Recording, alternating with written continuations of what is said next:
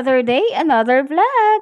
Ngayong araw nga ay pinilit kong sarili ko na sapian ako ng kasipagan. Apat nga lang kami dito sa bahay pero tingnan mo naman, abay tambak ang hugasan. Naubos na nga yung plato, kutsara at baso dito sa lagayan pero abay, walang nagkukusa itong hugasan.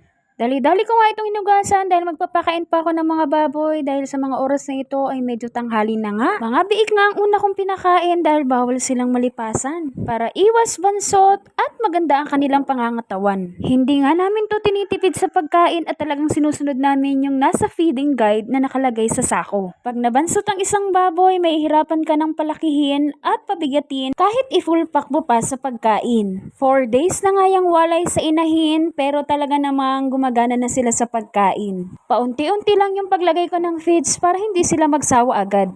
Kapag bagong walay nga ang biik ay hindi pwedeng basa lagi ang sahig ng kulungan para maiwasan ang pagtatae at hindi sila lamigin.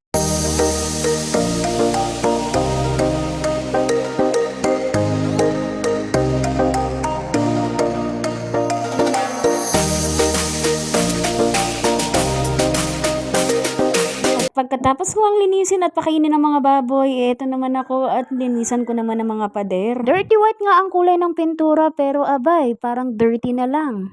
Mahirap nga tanggalin yung mga dumi na nakadikit sa pader. Nilagyan ko nga ng Sunrox at sabon para madaling matanggal yung mga duming nakadikit. The Kenneman Sunrox. At pagkatapos ko nga mapunasan ang mga pader, abay dinamay ko na rin yung sahig. Marami kasing langaw na pumupunta dito sa bahay pero di ko naman inimbita. Kaya kahit nakakapagod magkuskus ng sahig, abay talaga namang sisipagan ka sa dami ng langaw.